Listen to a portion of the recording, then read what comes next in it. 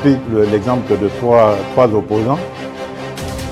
J'ai commencé par Martin Fayoulou. Je dis, mais il n'a jamais reconnu les résultats des dernières élections. Comment est-ce qu'il acceptera ma main tendue? Moïse Katumbi était prêt à faire la même chose, ou il avait même fait la même chose, mais grâce évidemment à la pression des siens, il a accepté qu'il rentre dans les institutions, mais lui reste borderline. Joseph Kabila, n'en parlons pas. Lui, il a carrément boycotté les élections et prépare une insurrection, parce que l'AFC, c'est lui. Je sais qui est derrière. C'est pas ma tête qu'il cherche, il cherche la tête du chef de l'État. Et qu'il sache que je ne vais pas reculer d'un seul pas. Pour 2025, Yokangai Malamu. Bijou la congolaise. Aeli binoba formula sika. Mama ko benda lisusu mokila te. Basi lokola yo bakumbi zemi. Basimbi bana pe batatoli. Na ko témoigner na ba produit à Maman Bijou. La lancé en 2000, fin de l'année 2023. Et je suis tombée enceinte. En tout cas, j'ai respecté comme elle me l'avait dit. Ça n'a même pas fait un mois. Je n'ai même pas fini le carton des thés, des produits qu'on avait achetés.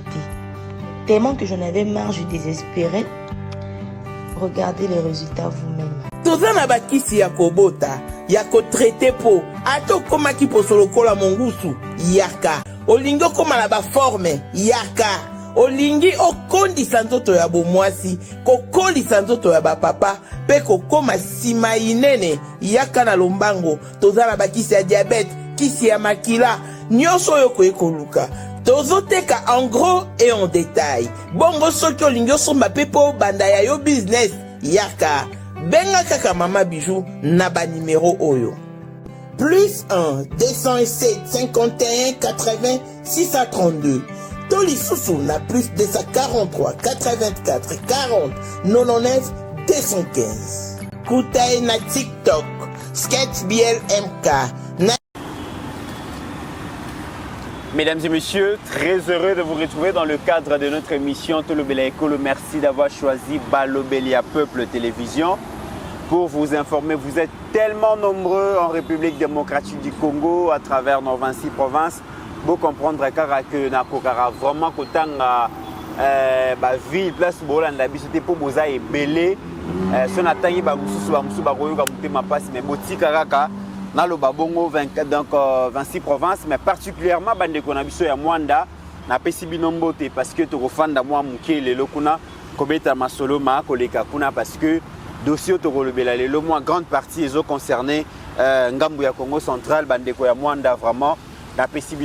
Merci na bandeko diaspora boza tellement ébélé na mitu na rasoki binoté de Balobela Peuple Télévision mawa plein boza tellement ébélé beaucoup soutenir biso d'une manière ou d'une autre ba mususu bazara makasi na soutien financier ba mususu makasi na go partager ba émission makasi na go senga batu ba s'abonner makasi na ko liker mususu pe ba benga ka ba komaka pona ko encourager biso vraiment ça nous va droit au cœur ba soutien na bino di bandeko diaspora.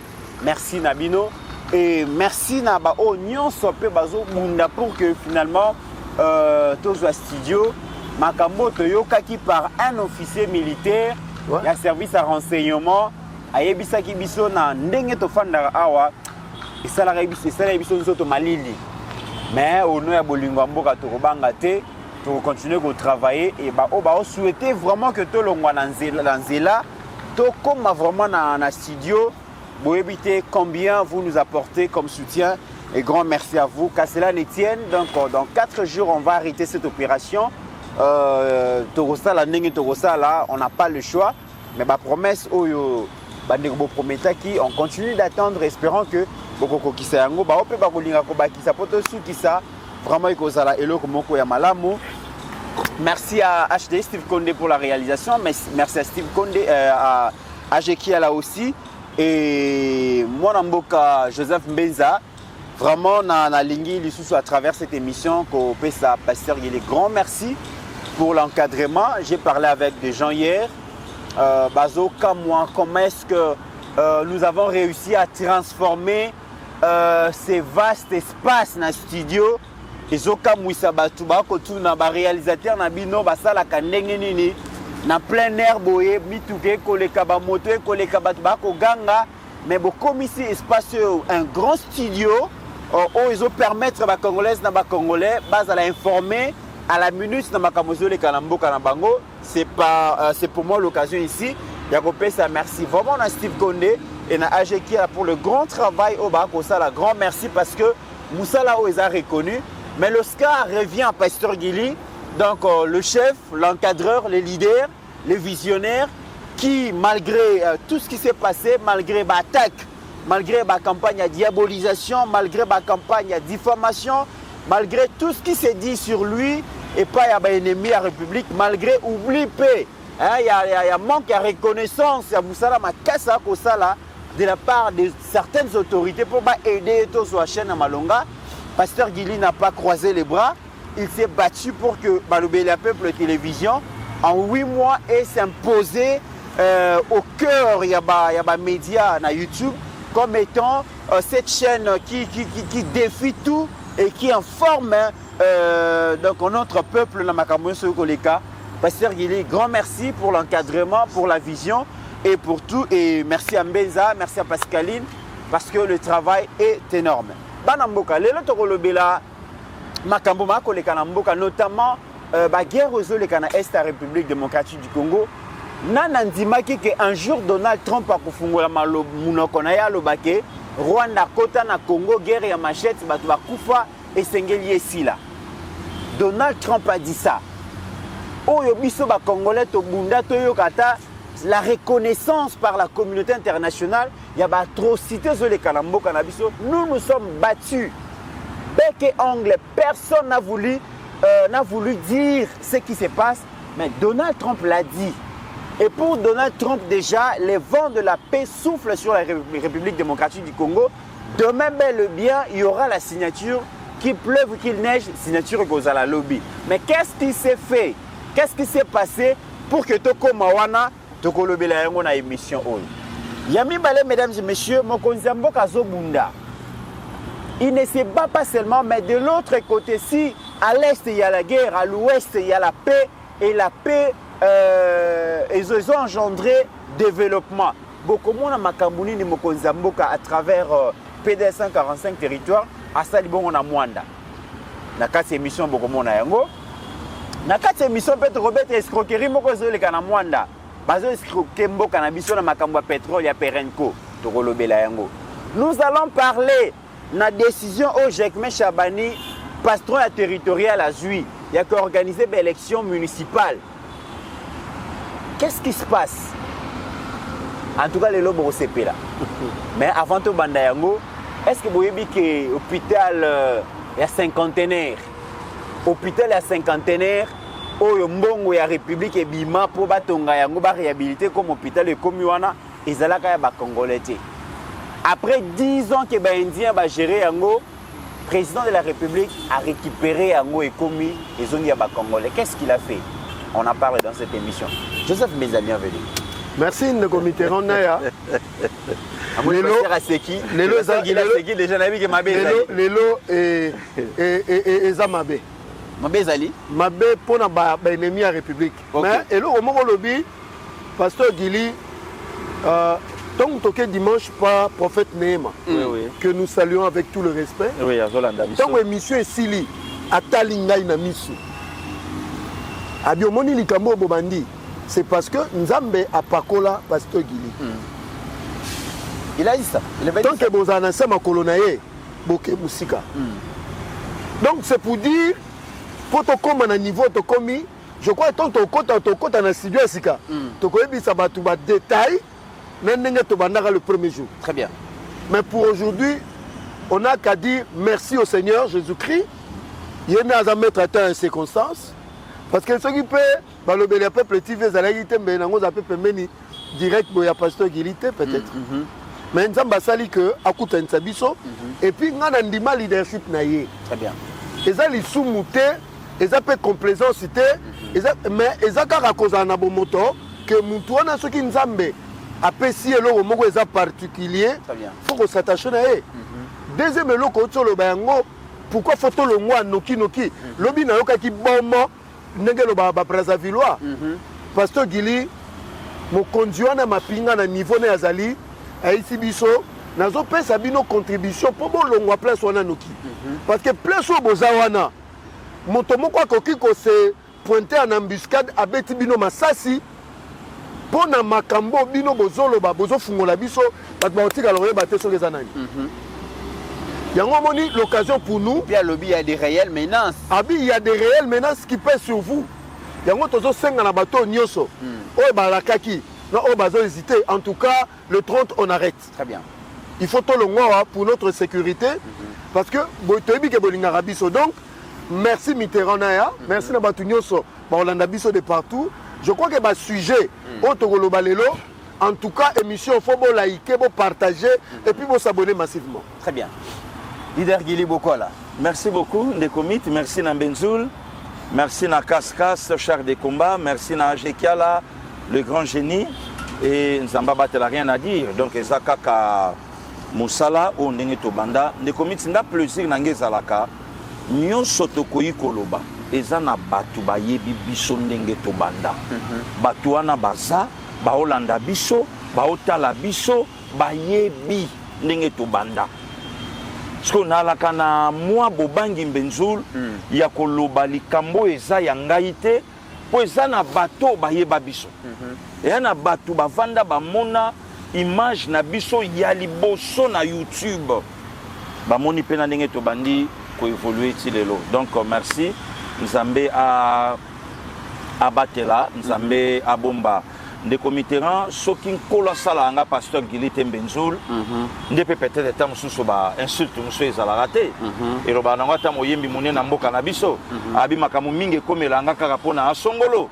Donc il y a des choses lelo ba mikolo balobaka kolanda yango te chango mupanzi talanzela oyoyo o kende. Donc c'est ça tikana tombela mbotama ela mon un frère un Congolais de très bonne qualité.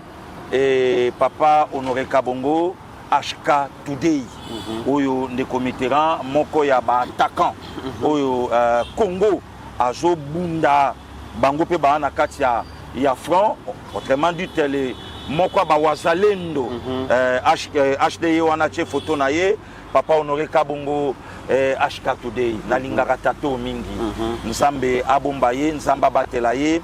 Nzamba pesa ye mikole belé na sena moyi ndeko mito ebi na vie po mona muto aza malamu Mbenzoul ezata loba mungongo muke ezata tanga kombo Jésus to ya Mahomet donc eyana batu mususu ko moniye makila yona yetutani loko atato HK.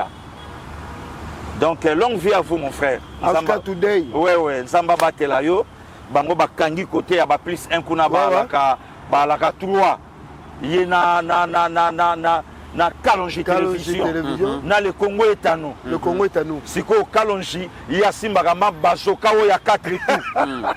O ya 4 tout wana tout. Donc yesoka o niatozo yoka. Siko yo HK kendane ka malembe mais avec précision. Avec précision. On a 45 séminaristes alors baraloko la basango azolo ba makambo epesa kana mais yemo azolo belango et pas ça na écoutez c'est ce que je vais vous dire. Mais si vous Kalonji si vous non mais ça ne va pas mais HK non mais makambo ezole kana mboka est-ce que bino bozomona voilà ce que Kalonji tiva là encore ba période makambo nanga un Congolais qui défend son pays donc Caravo. Non, ça c'est la famille. Ça c'est la famille. Là, papa Honoré Kabongo. Mbotama est là, mon place au Sali. Lobo Kwanzambe sa likolo na yo, nous t'aimons. Tolinga abino, bande konabiso bo ali banda, bo soute na kabiso, nous sommes ensemble. Lobo Kwanzambe sa likolo na yo place au sa, kola pesa yo plus de 100 ans. C'est possible. Mon thème na yo reflète que longi na yo. Donc Balobé la peuple tombé Mbotama et là mon papa Honoré Kabongo place aux Ali, on est toujours ensemble. Ndekomi Tangana tombé la Mbotama et là mon pasteur Rigide plus 44 Bayamba Kingaï, tant on a komaki ya mama Aurélie Ngengele Angwaba place Azali, pasteur Rigide Mbotama et là mon acheté wana aposté yo Balobé la peuple Kobo Sanayote papa. Donc on est ensemble et Kolabomba yo apeso encore au motema na yo et ça nango bosenga.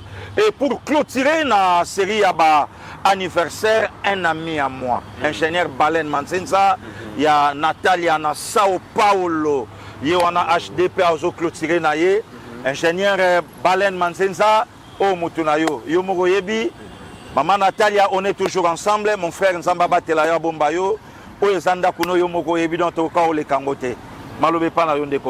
Merci Pasteur Guili et toujours dans le cadre de l'anniversaire, on a beau sanité, joyeux anniversaire, na papa Kiba Mulomba, le vieux de la Panda Alikasi, Babi Mote Maya Mama Patience na Maluku, donc papa Kiba Mulomba, na souhaité joyeux anniversaire, mieux vaut tard que jamais, que l'Éternel Dieu Tout-Puissant appelle sa union sur les pour que vivre plénitude ya vinayo. Alors, Pasteur Joseph Mbenza, vous prenez la main, Nabandinayo. Le 17 septembre 2007, la République démocratique du Congo signe un contrat de minerai contre infrastructure avec le groupe d'entreprises chinoises. Et il était convenu que Batongela Bisso, école, hôpitaux, route, Makambouya ndenge na ndenge. Et parmi Babiloko et Sengela qui ont bénéficié nango, ils allaient qui hôpital il y a cinquantenaire oyo hôpital il y a Kabila parce qu'ils allaient qui habitent au Congolais. Joseph Mbenza, hôpital on écoute un habitent combien? Merci pour la question. Oui, Negomit, on a tellement maélé. Vraiment. On a tellement maélé. Dans le programme, il y a bon, contrat sino-congolais. Il était prévu. Congolais Bayoka. 3500 km de route, 3000 km de rail, 150 hôpitaux de référence, réhabilitation, construction, aéroport, il y a Gomana et Bukavu. Ok. Mais tout le Congolais les lots. 89 milliards de dollars pompés. Le contrat s'étale jusqu'à pour 25 ans. Les Chinois besoin déjà combien? 89 milliards l'équivalent. Très bien. Oyo biso to zwaki na maboko. C'est 830 millions de dollars seulement. En infrastructure. On a 89 milliards. Milliards de dollars. Ba minéré na biso. Équivalent ba minéré. Et puis ba minéré on petit ba pomper pasteur Guili. Mutarosa l'expertise a teneur na quantité. Exactement, selon clause. Et Pengalo Baga Félix Azo Bradena américain. Matika Hippolyte Kanambe Oya Brada ba minéré na biso pendant 25 ans Azana Bango. Très bien. Dans le bien le contrat c'est pour 25 ans. Au Kabila Signaka. Au Kabila Signaki. Très bien. Maintenant la carte ya contrat wana. Hôpital Oyo il y a cinquantenaire raison à 4. Montant il y a réhabilitation pour 150 lits. 124 millions de dollars américains. Mamaye Mo et Tongami Pasta. L'hôpital le plus grand en Afrique centrale en construction. Le budget c'est 58 millions de dollars américains. Congolais, yo, au Vandarananda Kunayo, ceux qui ont un problème nini, on a que Kabila zonga na mboko. Siko et ceux qui ont naté. Tant que Sili, fallait pas ça nini. Bazwango bachango au même titre que Mamayemo, hôpitaux nyonso l'État a la même mise. Dans l'État géré yango. Bayenango basali o babengi JV. Partenariat public-privé. Bapesi yango ba indien. Mais pour bapesi yango ba indien mais batongi na mboka ba congolais o bazui ba minéré. Siko ti lelo. Kabange Numbi. Oza ministre babete pas indien. Oui, il y a santé à l'époque. Il y a santé à l'époque. Oui. Ça ba congolais était en contrepartie ba indien bapesa nini. Si le lot est baraté. Mais à partir il y a ministre Roger Kamba, son excellence, décision qui est Moukonzamboka, tout récupérer au hôpital Wana. Maintenant, il faut procès et salama. Il faut que les Congolais baillent comment on pouvait brader cet hôpital où il fallait servir na coût moins cher de traitement parce qu'ils sont Congolais. Mais le lot, Kabilis, n'a qu'à moi, ministre Ayokosenga, Atuna, comment se passe à l'hôpital, gifle Mbata Indiana Bakanga était ABC Mtonsi Mangazate. Donc ce qui revient à dire que c'est Félix Tshisekedi qui est en train de remettre le Congo dans ses droits. Il y a un moniteur récupéré 50 conteneurs, papa bakundaka liwa kuna pour le deuil ça fait combien par un seul deuil tout dans les cinquantenaire c'est des milliers de dollars américains. Est-ce que route barail hôpital sur le bien batonga jusqu'à aujourd'hui bon mon inzelo za ciment le 1 km a coûté 2 500 000 dollars. Nzelo za na ciment ba fungola bino ba fungola 1 km, tu veux 1 million. 1 million ou bien 800 000 dollars, ceux qui vont discuter. Mais le kilomètre, c'est 2 500 000 dollars. Banzela, déjà comme Kotoboka. Pour la Kisaki Ndoki Abatuana, hôpital de la Rive, Nzela on a Maï. Yamaï. Nzela New, c'est un angor béba. Le kilomètre, c'est 2 millions de dollars. Si vous avez un na yo, si vous avez si vous avez la différence entre moi et Mboka et Mopaya, Félix a 63 km. Le coût c'est 1 million de dollars. Et puis il y a 4 bandes. Donc c'est pour dire on a été escroqué et par M. Kabila Hippolyte et par Kabang Numbi, ministre de l'époque à santé, Naba India Kebakanga Bango. Mesdames et messieurs, avant d'appeler ça, Pasteur Guili Maloba, pour le reportage, il y a comment est-ce que tu as récupéré l'hôpital il y a cinquantenaire comme ça, Pasteur Guili, à Rosa Maloba. Après plus de 10 ans, le gouvernement de la RDC reprend enfin la gestion de l'hôpital du cinquantenaire. Une grande victoire pour l'exécutif national après de multiples tentatives de la société Padiat pour faire échouer les processus, déclare Maître Jean-Marie Kabengela. Ce qui n'avait pas plu à cette société d'origine indienne, elle avait multiplié des procédures devant le Conseil d'État. In fine, la République démocratique du Congo a triomphé. Tout compte fait aujourd'hui, l'État congolais a recouvré la pleine gestion de son hôpital du cinquantenaire. Selon les ministères de la Santé, plusieurs manquements contractuels de la part de la société indienne ont été relevés, notamment le non-paiement d'un apport initial de 40 millions de dollars américains. Le juriste souligne que ce manquement pourrait entraîner des poursuites. S'il y a des sommes que cette société doit à la République, il est de bon droit que la société soit poursuivie en recouvrement de la créance ou du dû de la République démocratique du Congo. La population quinoise a immédiatement salué la décision du gouvernement après l'annonce de cette reprise totale. Moi je pense que c'est une mesure qui va sauver aussi les Congolais, mais l'État doit tout faire pour permettre à ce qu'il y ait l'accessibilité de toutes les couches de la population, conformément à l'article 58 de notre Constitution qui parle de la redistribution équitable. La santé pour tous, c'est aussi un droit social pour les Congolais. C'est déjà un pas vers une forme d'indépendance que nous souhaitons dans tous les niveaux de la gestion de notre pays. Je crois qu'il y a encore beaucoup de défis à relever au niveau du secteur de la santé. Aujourd'hui, nous parlons de la CNSU qui emboîte des pas vers une santé inclusive pour tout le monde. C'est aussi déjà un bon signe pour l'avancement du côté de la santé. À ce sujet, Pasteur Guili, tozui kaka kaya hôpital ya cinquantenaire, mwana mboka Joseph Mbenza a pesi explication au bâtiment sous balandi, la linga qui peut balanda vidéo. Comment est-ce que l'avocat et le ministère de la Santé ont expliqué comment est-ce que et pourquoi tu as récupéré l'hôpital il y a cinquantenaire. Mais c'est quand même grave tant que tu as kabato Bajiraki Mboka lobby, le président Félix Alingi ko bradé bongo ba richesse ya mboka, mais bango moko basala ki bazoko ka ko expliquer bisoté comment est-ce que ba chinois ba escroquer biso jusqu'à ce niveau et Congo est bénéficié mais la République à travers donc quelques personnes vont bénéficier de Moïse Kanga et l'entourage union sur Joseph Kabila.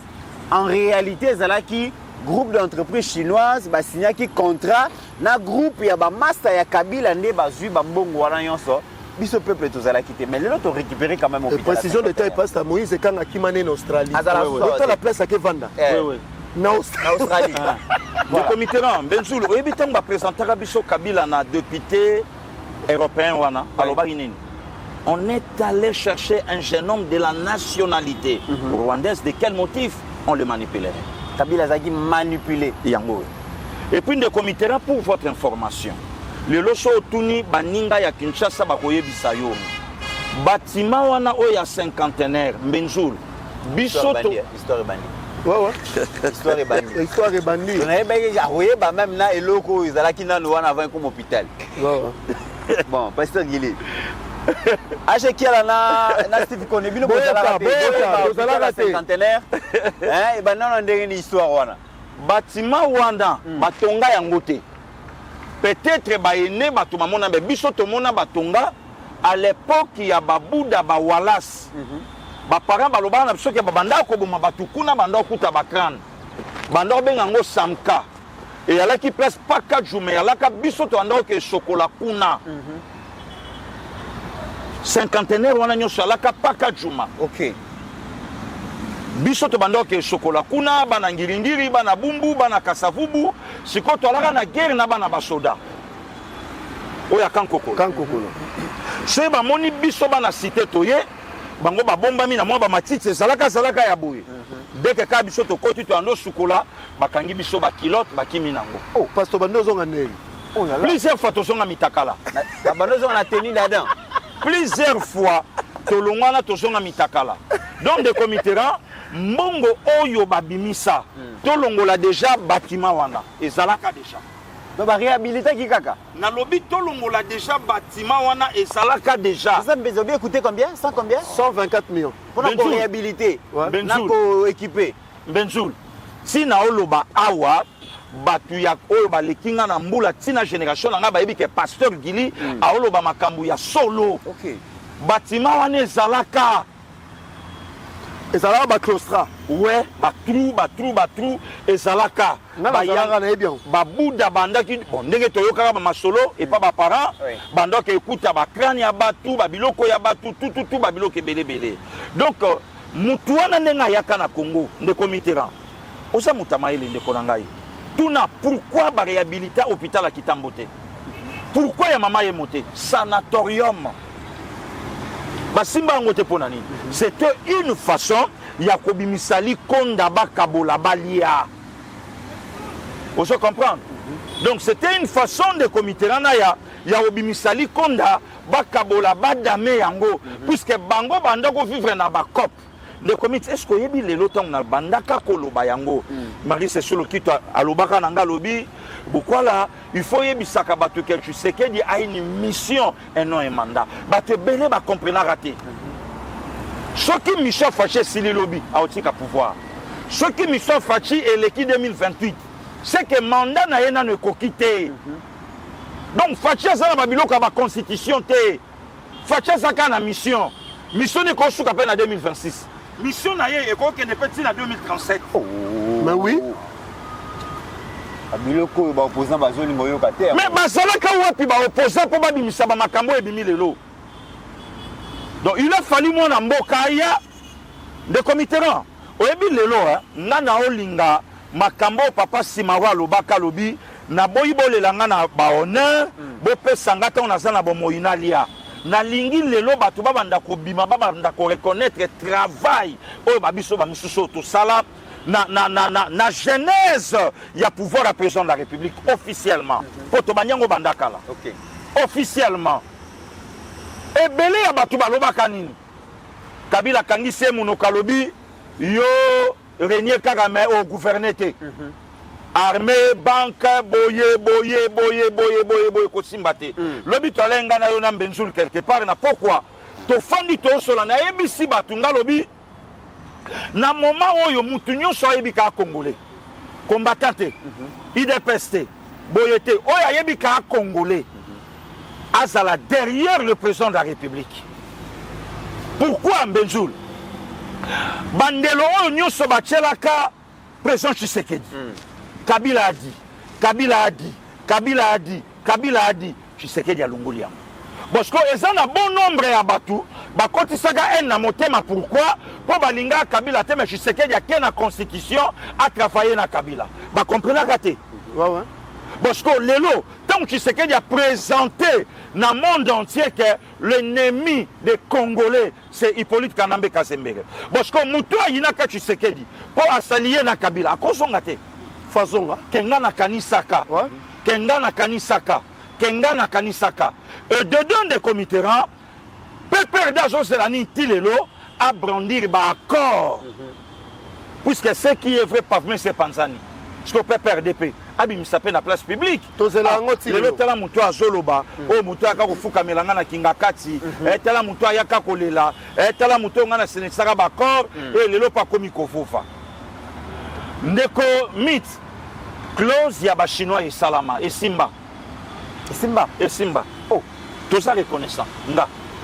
Et simba. Clause union so basala entre clan Kabila na Chine et simba. Oh, entre clan Kabila, entre Mokato clan Kabila, les comités Naya et Simba. Tout ça quand même reconnaissant. Azara Mbokate. Télé Mbokate, Simba. Azara Kopi ya Bantourage à Kabila. Les comités. Moïse Kanga et les autres. Nalobi tout ça la reconnaissant. Kop Oyo, China Sala, na clan Kabila et Simba. Et Simba n'a ndengini pasteur Gili. Oh, mais China Bongsela Kabila Kingakati. Ah bon? Ouais. Babiloko nyonso oyo ezangi na Congo na Kingakati ezali. Pero Luara Loba yango. Il y a des images Mbenzoul. OK. Baruto ezangi na Congo na Kingakati eza. Na Kingakati kure katana kate. Ma ezali basala ba rivière na kati ba forêt ba lion basa do ngelo bake clan Zoyo clan Kabila basala ki na Chine et Simba. C'est opération récupération et DG Bandi. Non seulement le comité là, non seulement Kingakati, Bakashamata. Kashamata. Ba Kundelungu. Ba Kundelungu. Partout basala yango. OK na Bakashobwe. OK pour et ça fruit à closo. Bakashobwe. OK na ba partout ba Fungurume. OK partout. Et ça fruit il y a close oyo. Donc engelo bakesimba. Mais à une seule condition qu'on fixait opinion, rien à voir avec le Congo, puisque Hippolyte Kanambe, Makamwa Congo est à la yété. OK. Le commissaire Peso Lisolo Moko. Benzoul. Et on a vidéo Moko et Uchol Bima Awa. Vidéo on Bimi, président de la République, notre chef. A salué papa Vundwa Witepe Mako. Tu as vu la vidéo, non? A salué papa Vundwa. Oui, bien nga bengi papa. Papa, a PC Mote. Je vous salue papa. Vous allez bien? La Kisangai, Tata Moko ya Congo. Je ne sais pas mon cher. Na commis déjà. Tata Moko Congo. Ya Congo, ya Congolais, ya Congo. OK. Naebite, nana monopole la connaissance. Mais de comité là, la Kisanga Tata Moko ya Congo, Kabila pesa yembote papa. Eza kutu na tata na yeba uta. Aya benga ye fils. Toyoka kalala na makala. Tata na ye, yaba débardeur, yaba gilet. Vous avez habité ma fille. Pourquoi benga fils? Mais notre sang, notre frère. Amoni papa Vundwa Witepe Mako. Na ba source musukutu na yoki azara parrain na parrain na. Azara parrain na baptême. Na ba source musukutu na yoki notre président de la République. Azwa Kombo ya Félix et pas papa Vundwa. Oui. Il paraît que balay na onka bangomi baleba na batuya. Est-ce que batu bayeba que ya na biso pas son âme maître Mandova Manda Mobutu. Kombo na yepe alay Félix. Ah bon? Mais je sais qu'à toi enseigner. Quelle est l'histoire? Hein? Décédé à Paris 27 novembre, je crois 2004, sur Nabo Sanité. 2004. Kombo na yepe alay Félix. Pour au monde à travail, oyo ya biso ya Congo ndenge to salaka. Abengi papa. Ayebi ke oyo eza génération ya ba papa ba boti biso. Donc c'est mon père. Donc les comités là, na relations internationales ba yebi singa te ke état akoyi ko négocier to ko coopérer na groupe ya batu. Et si tu vas comprendre que tu sais que tu n'a vendre jamais câble moko, nananga, nabisimwa, naboye, naboye. Parce que bateau va benga abiso bazoba. Baloyi babi mais ya lobayi ke a vendre na Rwanda te. Non, a vendre na ba patente. Bongo au Congo azo négocier na bango ndenge nini. Benzoul a connaît pas demander. la personne de président de la République. Na ovanda na binoté. Mais s'il faut discuter avec vous, bato bosan na bango boye, ne bato bokolo bana bango, mais pas moi, pas la personne. Très bien. Pas la personne. Benjo nazo yeko la paix nazo zwata moi mokie. Pas ngate. En tant qu'institution. Tant qu'institution. Je ne peux pas me rabaisser. Yakovanda nananga mutabanda osenga primature et pananga. Le professeur Trifon l'a dit, hein, de Comitera. Abine est passé par moi pour demander Nabundelaye à sa primature. Et à combien plus forte raison, Moutouabanda ou la primature et pananga, Nana est au vanda pour discuter quoi? RI à l'obi nanga bongote. Na habite ce qu'année prochaine, Barolobananga Kezalaka. Mais jusque-là, balobi nanga bongote. C'est par là que le président de la République a dit non, bangote. Mais cela n'empêche pas que bino na bino bo solabo discuter, ngai pe nanga to discuter. Voilà. Mais aujourd'hui, les comités, nazonga na motuna, makambo union sotan utokomi, tala.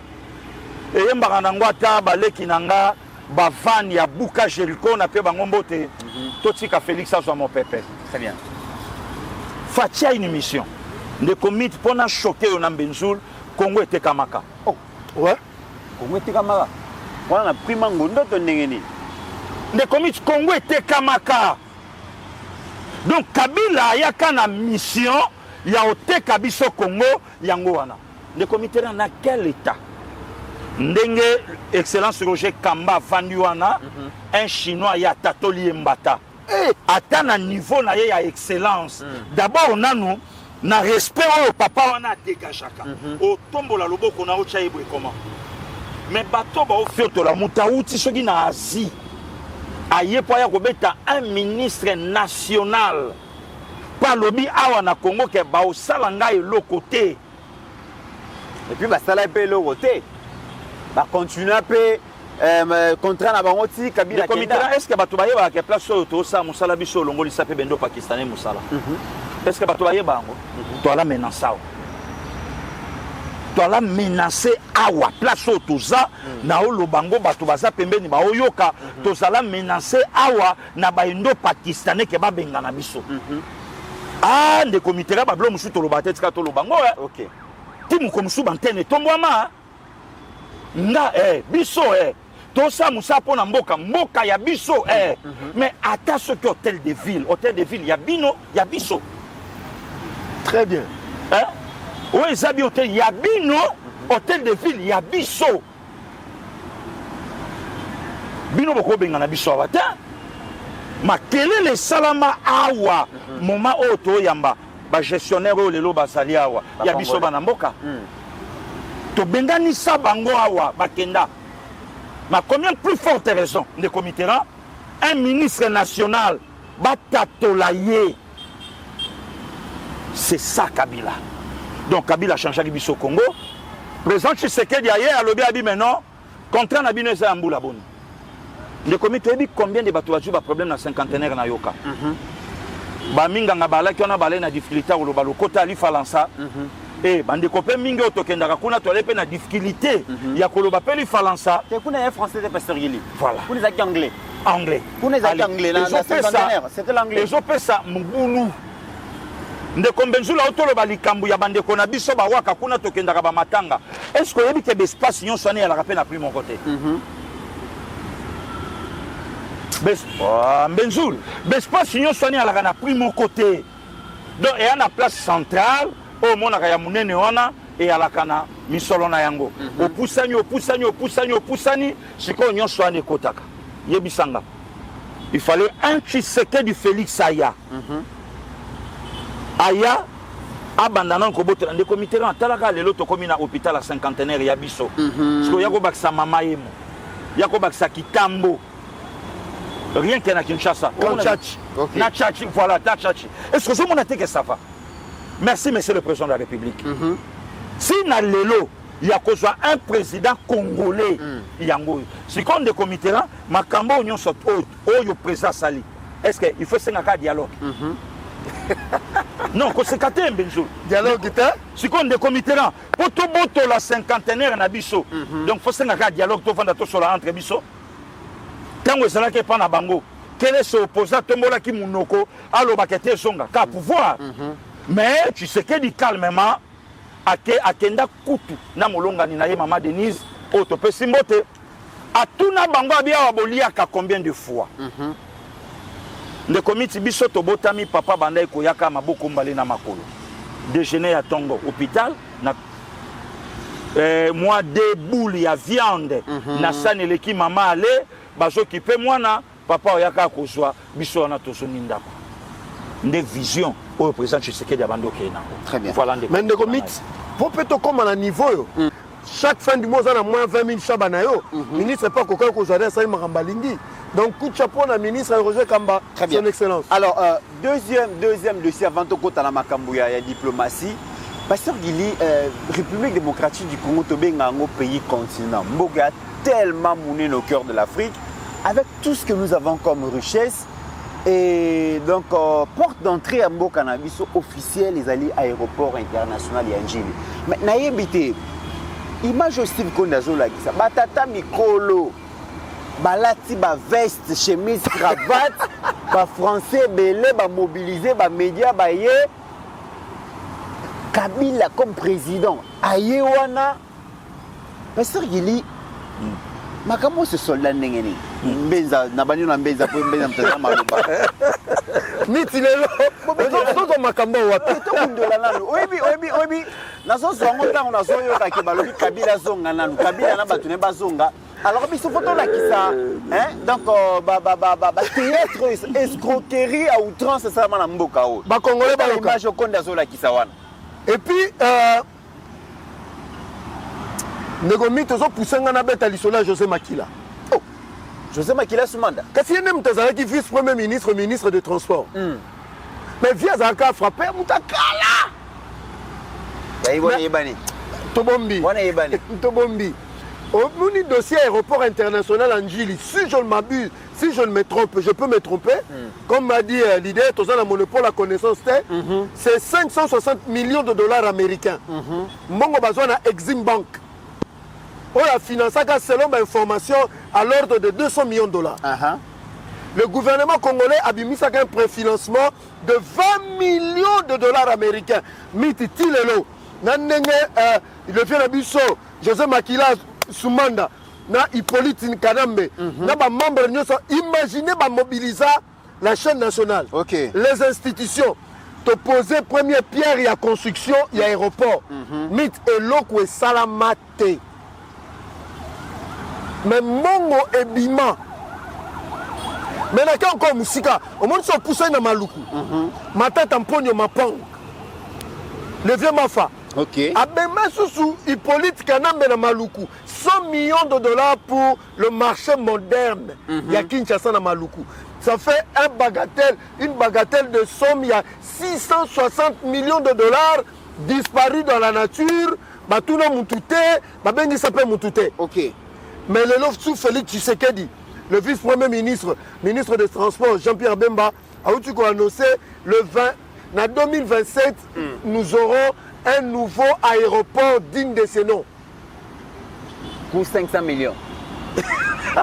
Mais ça, ok, intéressant. Mais oui, 500 millions de dollars avec 1000 vestes. Même de ça, on va changer d'entreprise. Et puis, les travaux ont déjà commencé. Donc, en fait, Kabila s'est joué avec nous. Entre Mata Tamponio et Kabila, mariage Nabango, ça vaut 5 milliards de dollars de projets non réalisés. Donc, Kabila, Joseph Benza, Kabila était plus congolais que les autres. Mesdames et messieurs, Nabi Bino a voyagé déjà, Boibi Angaro, Yotobengaka, aéroport international à Kinshasa, Angaro, un parking à Bomonara. Mais de l'autre côté, comme Kabila, il n'a pas battu tellement hommes spéciaux. Beta Bord bien un pavillon présidentiel. Tu sais ça coûtait combien? 11 millions de dollars. Non, 11 millions. C'est plus? 48 millions de dollars. 48 millions de dollars. Oui. Pavillon présidentiel. Moi, Lokwana. En fait, à ça, bon, Bino, pas ça a raison. Jonah, vraiment, a esprit ma paix koleka. Donc c'est-à-dire bino ba congolais, restez avec votre truc là. Moi qui suis rwandais, je me fais construire mon truc à moi de l'autre côté avec Olivier même mes enfants. Donc de so bima bon na abi sauter. Il est au moins photo oyo ya ba vie na biso oyo ba chemise ba cravate na ba français ya Louvanium. Po ba biso ba français il peso ba vie na biso ba ezaka ya malonga te. Ya bango na ya temps wana ya Louvanium wana ba chemise cravate ba papa responsable. Bato ba lobaka baza ba civilisé. Balingi mboka koleka biso bango esengeli ba gérer mboka ti mukolo yo. Bakotia drapeau likolo ya mabaya oyo mema bango pour l'éternité nde bakotika Congo. Ce sont ces gens-là, Pasteur Guili. Messe et salamaka jour wana. Messe noire. Et zalaka messe pour enterrer Bongo. Mais c'est grave, Pasteur Guili. Messe noire. Messe noire pour enterrer le Congo. Puisque Makambo Mbenzula lobi est vrai. Mon vieux de l'Équateur, José Makila Soumanda, Moutaloba Nabiso ke Kabila ezali sanga ya bandoki. Voilà. Mais na kamwa vieux José ba pese biscuit na tongo nzoka musuni. Nzoka balese kindoki. Baloki vie na buta yebaka ke bandoki ba ayebaki yo moni bandoki bafandi baolia yo yebi ke ba bandoki. Ata païne wana eza païne na osenga te. Vie ba pese vie païne. Na butu ba yo se yaka tokende. Otala ndenge toyibaka. Tala makilo mutane loko te. Yaka tokende. Vie makila. Yepalandi. Omoni mboka. Wana ba otamose likolo na nzeta kombo. Omoni ba minere. Omoni zamba. Omoni bibale. Omoni ba nyama. Omoni ba nzete. Omoni batu. Nyonso wana ya biso. Gumba mela kaka. Hippolyte Kanambe. Topesa yo bokonzi. Via Gumbama. Amo benge les grands Sisabidimbu. Et sika vient ngai José Makila Soumanda a Gumbameli ekeko ya bal. Oyo Shadrach Meshach Abednego baboya. Via Gumbame ba bon. Lokolo tshela ki biso monoko. Tokola ki sayo na ba congolais ke mutaleki biso na kindoki. Yo José Makila. Joie transport. Va payer ministère à transport. Tokola ki sa ba congolais. Ndoki. Ya biso yebani. Mais yo ne se fait pas. Ndoki ba yebi. Minaku ndoki ba yebi. Mova ndoki ba yebi. Kimbuta ndoki ba yebi. Mais yo zo bombama. Ma to faut ba yeba kosoni ya ki yango. Joie transport. Toka aéroport. Pesa maquette. Et ceux qui ont été à Pes Maguette. Le comité Ganaya. Oui, puis Moutalaka Premier ministre. Nanywana. Viens à Chibala. Ah bon? Bruno. Alaï Pemben. Vera ya noir babi yo zela. Yo Moutalaka chargé d'opération ba ville morte. Au gazette de Benga qui pour la Yakao. Yo Chibala. Yo Moutalaka Makele l'aéroport Angélique. Tu sais qu'il y a qui t'avion, c'est là aussi ça yo. Nzala. Et là pour m'abbé, zéro lia musuli yo mto mesala na mokoko lia lipa na mai na ba dossier. Zela ba chela yo bukulu bwanseka. Oyo kanenge libu mwitondaka. Bochela Chibal. Mais Chibala. Ero ba 2014 tokoza la na 40e année d'opposition. Veste Nzulu kabo inakojwa wapi? Allez. Opia Chibal. Chibal, au sokota primatique abi to kota ngoka 2 jours to bachaka papa Etienne to benga. Ba benga na biso. Abi siko yo mto koza akuna. Oh! Yaka tokeni. Yango moni Kabila awa Chibala Mupanzi, José Makila Mupanzi. Touche. Ne komitera kanda nanga ezala en tout cas. Nazo ibisa yo tende ko. On est makambo. Nazo ibisa yo tende ko. Mais mutazolo kwa makambo eza mite. Tu ni nanga kaka. Ne komitera na ya. Ne komitera na ya. Tu peux te interroger la histoire. Ne komit. Nazo ibisa yo. Même sika ba ya nanga donc kabe ya maji li place ba fandi ba otaba moni ke na kosite. OK. Ba yibi ke na kosite. Makilo lobaka. Ne komito ju photo Makila Gumba mela Kabila te. Wana jatanga sa komi ko lia déjà ba. Oh ye moko ayevu mali bosoboye a Gumbami akiti. Na 90 degrés. Wana déjà ça les batu. Siko tuna bango wapi aéroport. oyo ya 560 millions mokolo ya les 2 mai mère amazing majestic a totalisé soki 34 ans na ye mokolo bakongolais tozokanisa 34e année y arrivé ya Jean-Paul D na Congo à l'époque à Zaïre le 2 mai 1980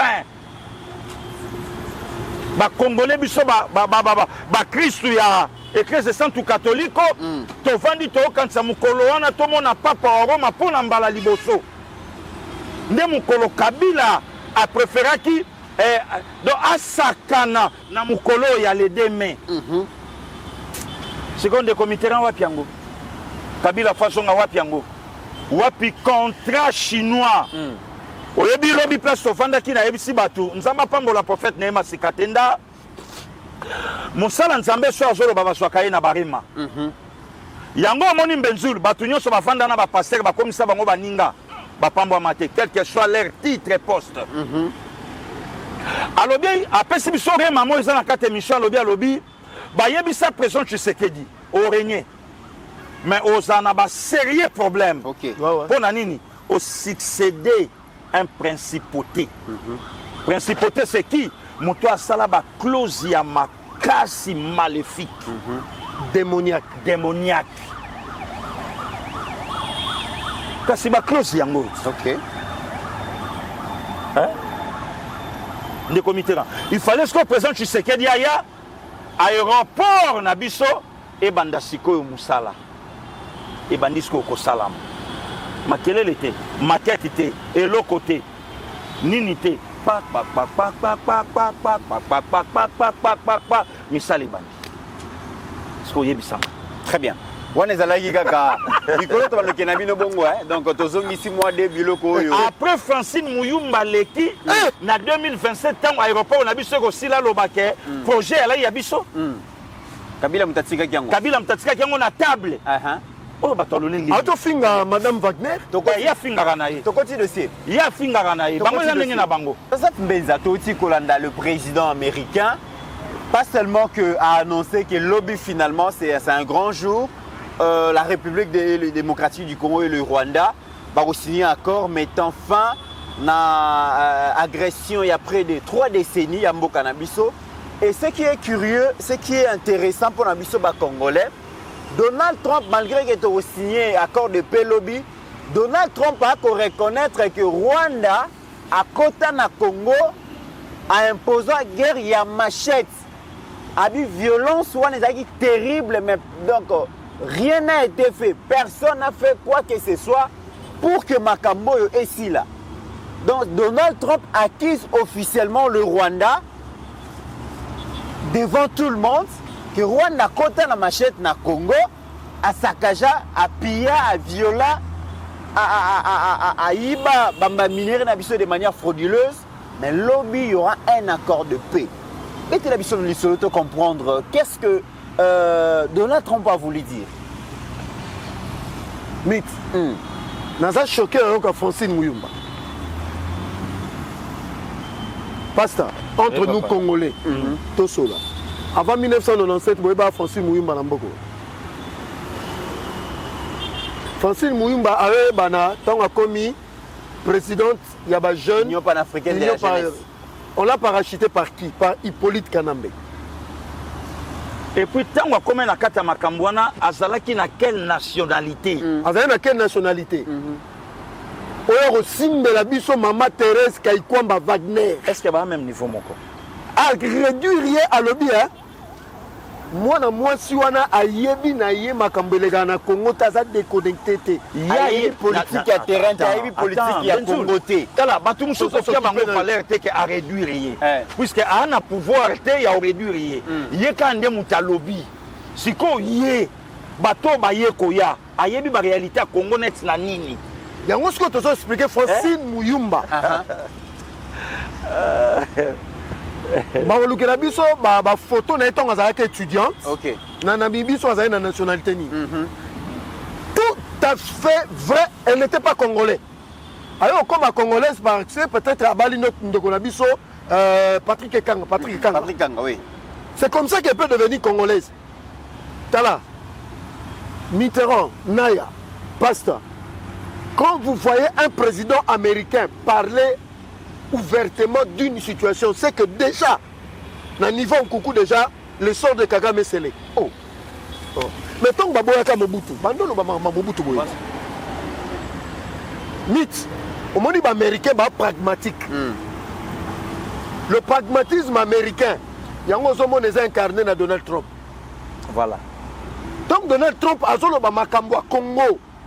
Mais na kamwa Hippolyte Kanambe a zo tweeté. Est-ce que ça makambo etali?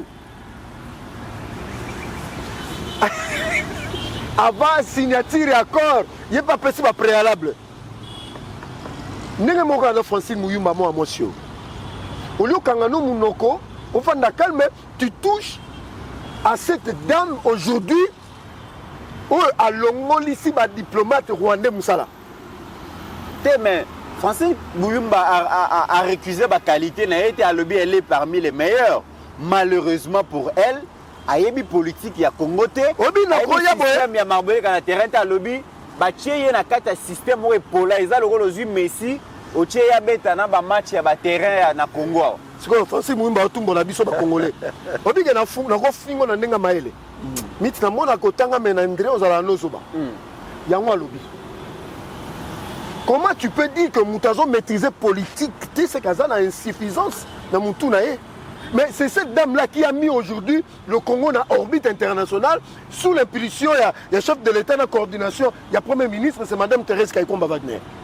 Alors, on ici, Francine Mouyumba, Misala na Rwanda. Parce que les hommes ont été incapables de faire face à cette femme-là. On dit à fini gouvernement Félix. Il y a Miyibi, il y a Babomi, il y a Bazoba. Il y a Francine Mouyumba Maële. Incompétent. Incompétent. Il y a Maële. Tout ce qui est allé incompétence, mais qui sorcellerie à Joseph Kabila. Awa. Qui est, je ne sais pas s'il est vraiment qui pour toi. C'est là que tu peux aller dans l'escroquerie par excellence, c'est ça qui régime Yabango. Ce que yo ozoya pour au moni pasta, ceux qui te comme un niveau de solution. Ba Congolais t'aiment baloba makambaboy. OK. Oh mais je te dis la vérité.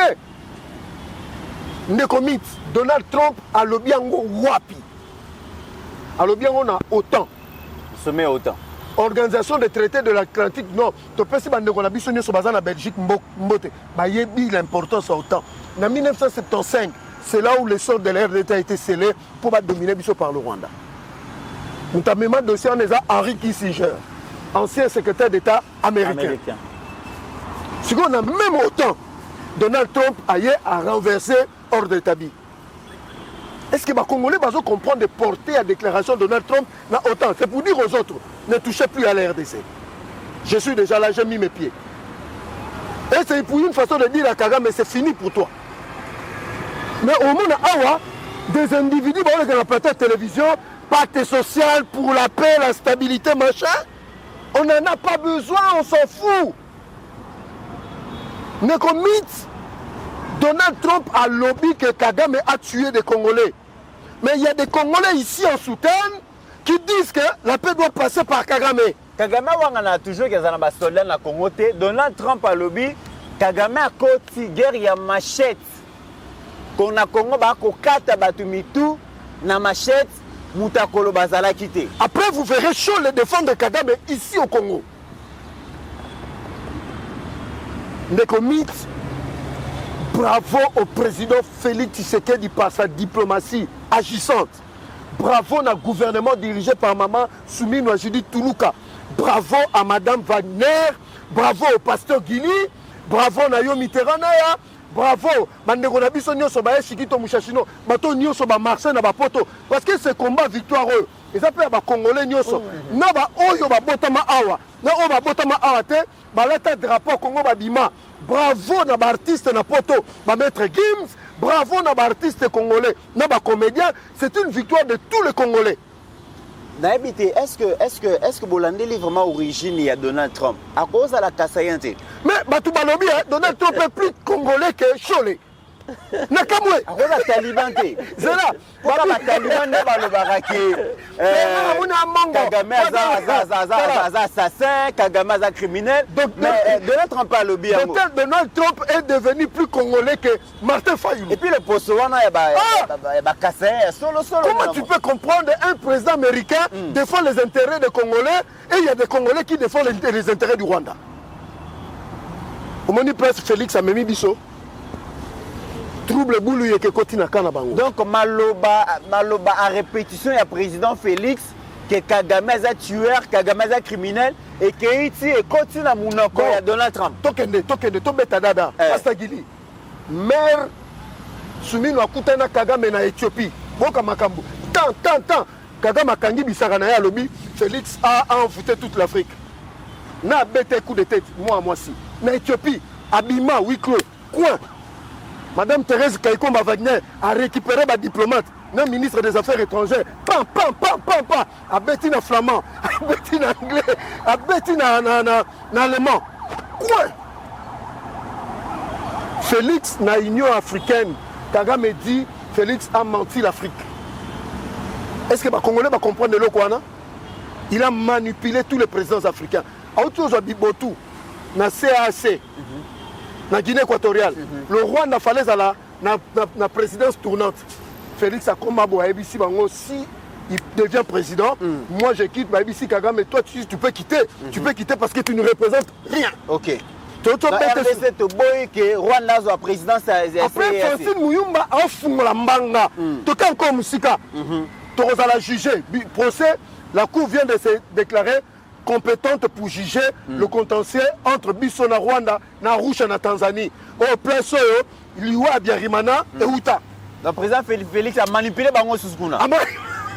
Non, Pasteur Gili, il dit que sur les talibans Donald Trump pour qualifier Kagame de criminel.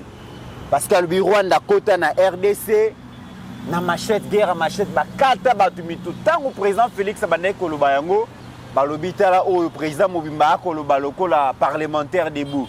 Donc Donald Trump a commis parlementaire debout tango a affirmé que Kagame a côté à Boma à Pia mais Moutaloba est l'autre côté. Des committérants, la justice de Dieu y en a. Bible Lobinanga, quelle que soit la durée de la nuit, le jour, l'aurore finira toujours. Très bien. Finira toujours. Mieux vaut la fin d'une chose, Benzoul, que son commencement. Tokomina Soka. Lobina betela ki olisolona Benzoul Tofandi. Na Lobinga Abi, États-Unis a travaillé avec un président africain. Minimum 30 ans. Ouais. Mais il ça la 28.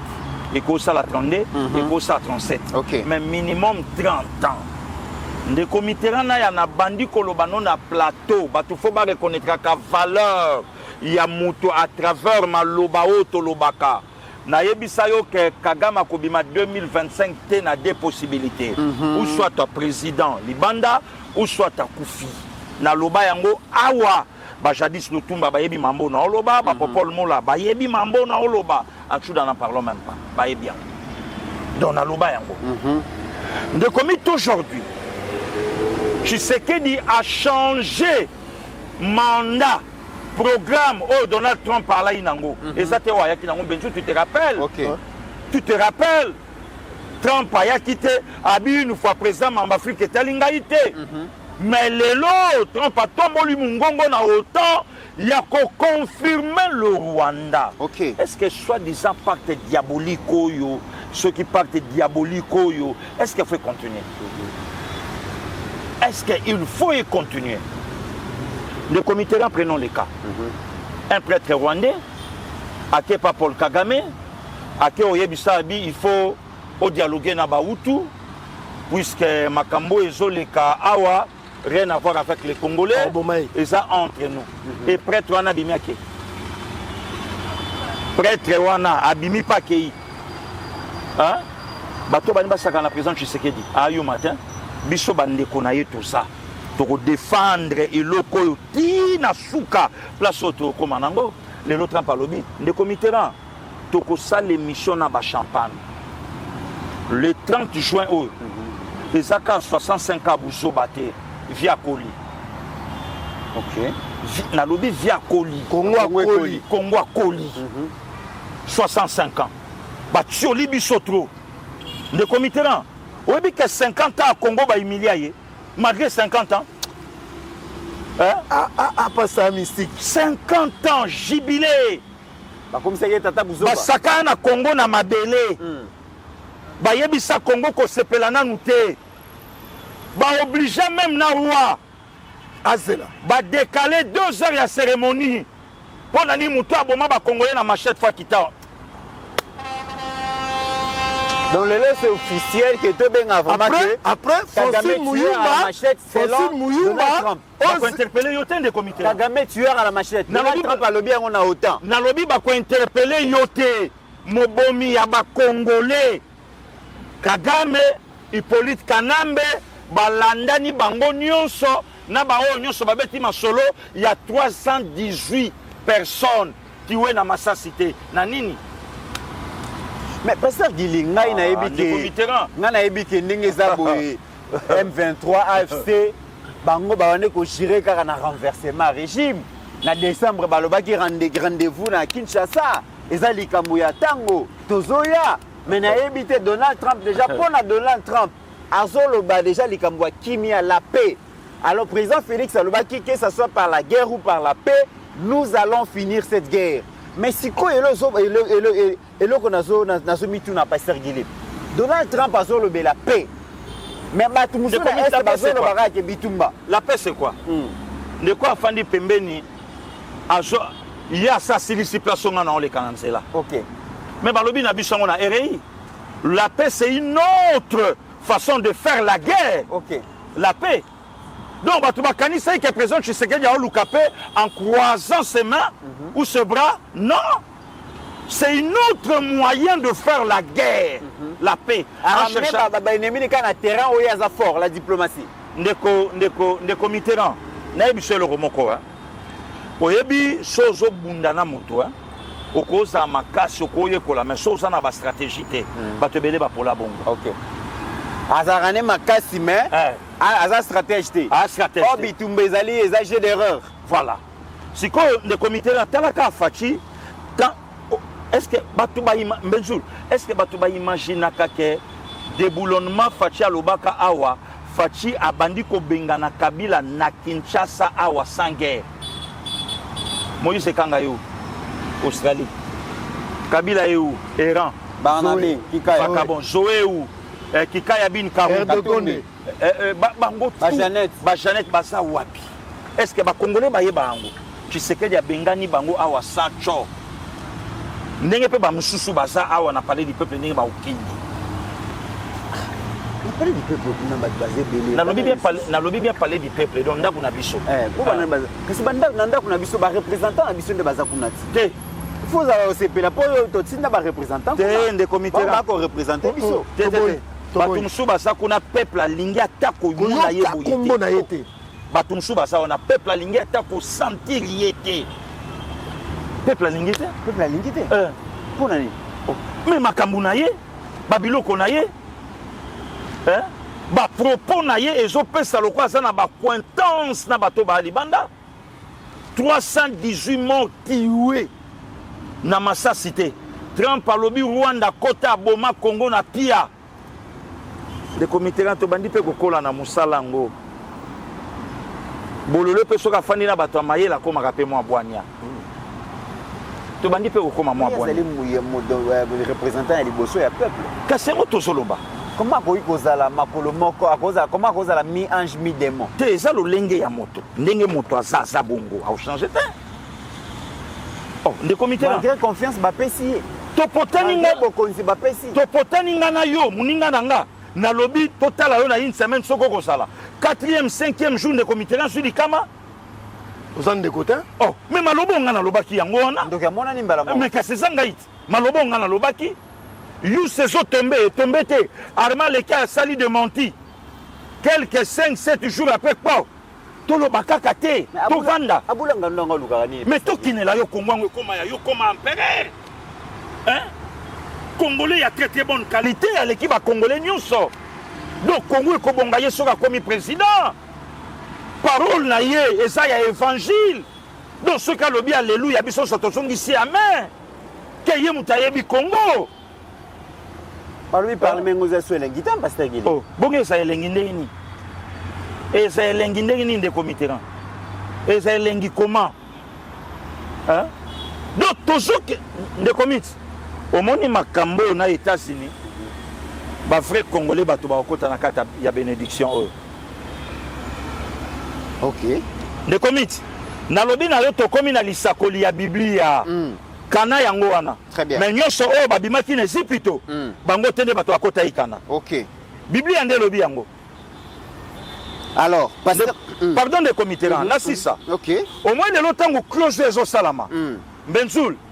Il faut te le merci na Fachi. Merci na Jean-Pierre Bemba. Merci na maman Judith Souminoa Toulouka. Yavier Roy. Merci na maman Thérèse Kayukwamba. Merci na batuloko ba Giluando. Tobosa na bangote. Merci na batuloko ba Didier Boudimbu. Papi Patrick Mouyaya. Ba Patrick Mouyaya tobosa na bangote ba Tony Mwaba. Tobosa na bangote. Merci na batu ya lolenge wana. Batoyo ba accompagner Congo, batikali ko sundola Congo te. Benzoul, mit. Oyebi lelo tangu to sala émission mukolo ya mbotama ya HK Today. Ya Pasteur Egide, ya Baleine Manzenza. Balobi na bisolobi le 27 de comité M23 lobananga ke le 23 mars na fêté na Congo. Na kin pardon. Le comité le 23 mars. Bato basali ba vidéo babi rendez-vous le 30 juin. Il y a 65e année. Dans la vidéo, il y a congolaise, il y a très très bonne qualité. Moi, il y a Kitoko Ping Sibiata Moulouba Delix. Abibo que nous fêtons na plus grande. Bolobaka Bokoya na 243 na centrale.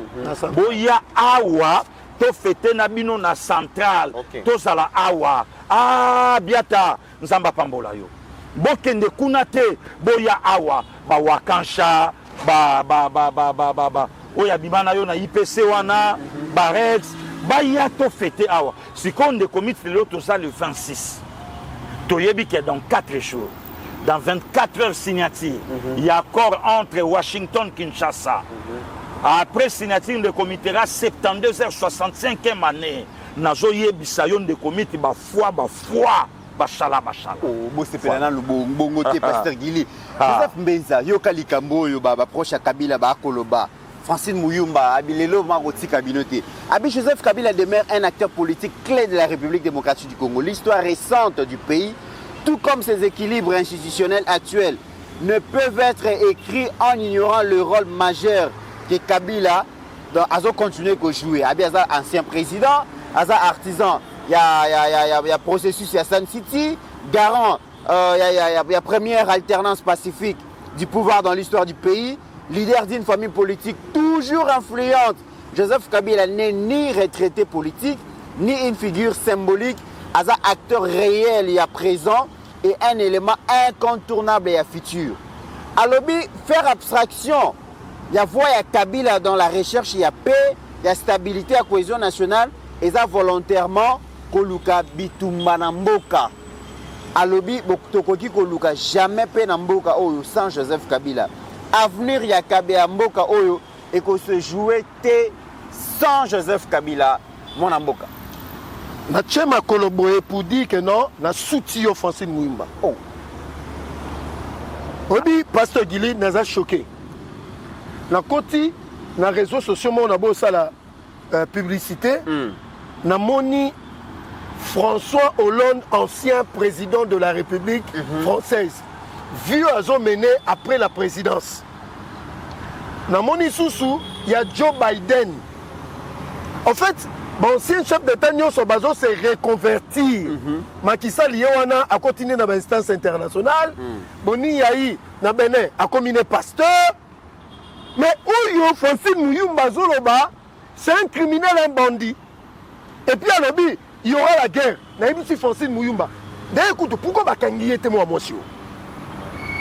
Mais monsieur le procureur, après la cour de cassation, Firmin Vonde, Est-ce que tu ne peux pas instruire? Il y a un moment où il faut constat Moutamba Fana Zaneka non non.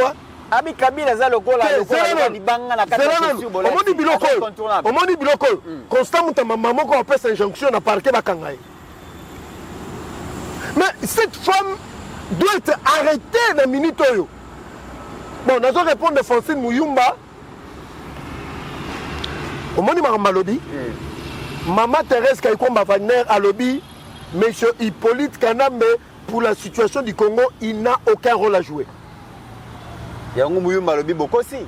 Mouyumba, Toyebisio, Hippolyte Kanambe. Ceux qui passent à Mobali Nayo, ceux qui passent à la Ramoukondi Nayo, comme Ozo Lukabiso n'a pas de problème, il n'a aucun rôle à jouer. Et je te dis, sa place est à prison. Comme il a dit, il mourra par une balle. Je crois qu'une balle va l'atteindre. Comment il a place à ça? Nabuka Voana. Mais selon ma information, il a voulu attaquer Oufira. Pourquoi attaquer Oufira? Francine Mouyumba. Donc, je crois qu'à un moment, il faut qu'on l'aide à la fermer parce qu'on n'a pas besoin de sa gueule en République démocratique du Congo. Je n'ai jamais été dur envers une femme, mais c'est ce genre de femme inutile pour le pays. Donc, très bien. Pasteur Guili, Mouyumba Babi Kabila est incontournable. Azali père et alternance, ancien président. Donc, Yomutoa Azaki garant. Il y a accord à San City. Donc, qui m'y a été sans Joseph Kabila? Le comité retraité politique. Il y a un frère congolais de Bukavu. A sali lettre moko a adressé yango et pas Hippolyte Kanambe.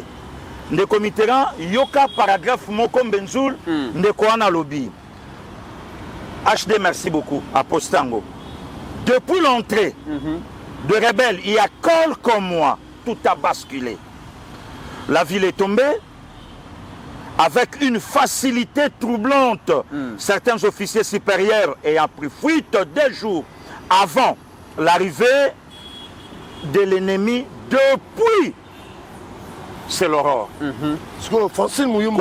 Et pour ceux qui ont atteint Benzoul Yoka, plus de 3150 morts.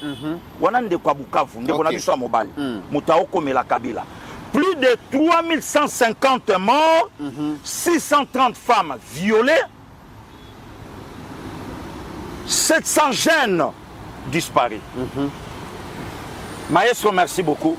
Le reste est Batanga Kuna. Ok. C'est qu'on est comité, Moutoyo a commis Yango Joseph Kabila.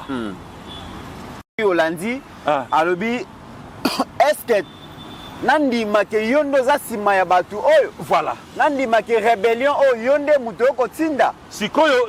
Votaka yo na 2006. To sepela kana victoire na yo. Sikoyo de comité yebisanga. Pe oyo Francine Mouyumba. Bon, c'est normal. Pour la Francine Mouyumba, Kabila Farisi, pour ya Kabila Nabokonzi, Francine Mouyumba Koutani na Mobali. A komi congolaise, Francine Mouyumba a botimba la moko mapasa. Donc c'est normal de comité. Francine Mouyumba a koyi ko bossa na Hippolyte Kanambe na mutu na yete. Pour les loso kazwa Mobali ya malonga. Pour na mbongo na biso ba congolais, les loso vivre kitoko, koleka plus de 630 femmes violées. Mouyumba va vivre bien. Moment où Toloba, en Australie, mère doublée. Mouyumba bakota bakopa babiloke belé à minéré. Ce qui va compter homme fort et la République entre autres Mobali naye. Anakati. Aujourd'hui, Mouyumba face à la très reconnaissante et pas Hippolyte Kanambe Kasembere. Pour qu'il y ait frère naye Hippolyte Kanambe, ne Mouyumba akutanana notre frère congolais. Très bien. D'abotissier, donc c'est normal. Voilà. Alors, on a dit face à la diplomatie, tozo qui ne malé, tozo sikoyo volet développement ya Congo. HD même biso na Congo central na Mwanda total makamboyo président Félix Asali durant ces 6 dernières années kaka na coin wana ya Mwanda rapidement pour devoir atterrir déjà. Pour qu'elle puisse veiller sur ce bien commun. Dans les territoires de Tchela et Lukula, plusieurs infrastructures ont été achevées et réceptionnées provisoirement. En attendant la réception définitive, l'école primaire Nkwelo est loin d'oublier son passé. Voilà pourquoi elle s'organise pour pérenniser ce don du chef de l'État. Merci beaucoup pour le chef de l'État parce qu'auparavant, nous étudions dans une, ou bien je peux dire, dans les bâtiments vraiment médiocres. Mais pour aujourd'hui, nous sommes au ciel. Nous avons des bons bâtiments que les gens admirent. Nous avons eu cette chance et nous remercions les chefs de l'État. D'abord, concernant les bancs, nous avons interdit aux enfants de ne pas écrire sur les bancs. Et en plus de ça, c'est chaque vendredi que nous entretenions nos salles de classe. Et nous devons torchonner, à lever les toits d'araignée et tout consort.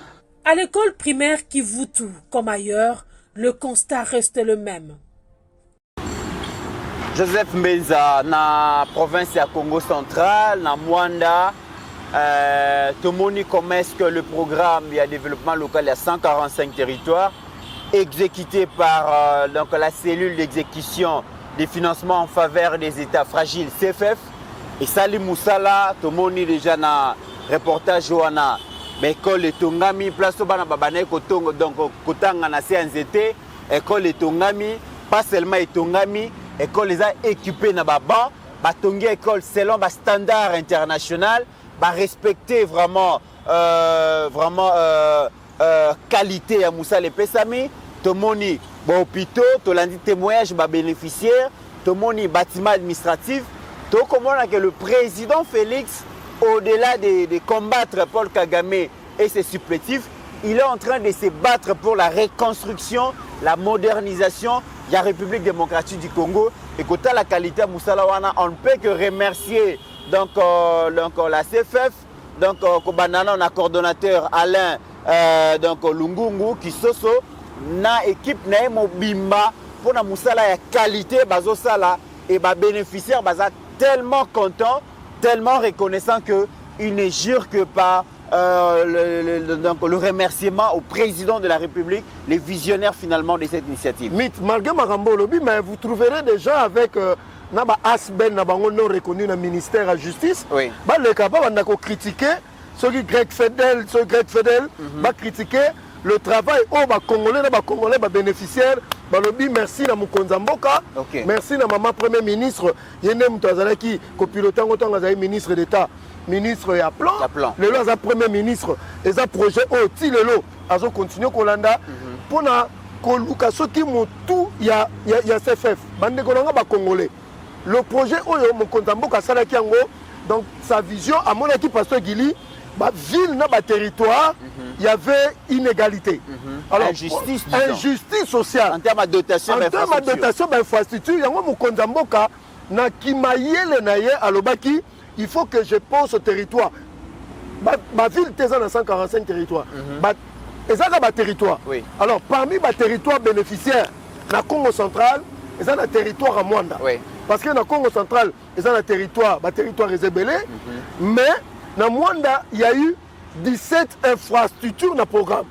Au moment où on a toutes les infrastructures au CFF à Mwanda, et s'il à livrer 7 écoles, 10 centres de santé, dans le bâtiment administratif. Il faut rappeler dans Batou que dans le Congo, depuis Belgique, Kenda Pasta, Yom Tope Singaï, au contaminé le dernier bâtiment à être construit pour le chef du territoire, c'est en 1935.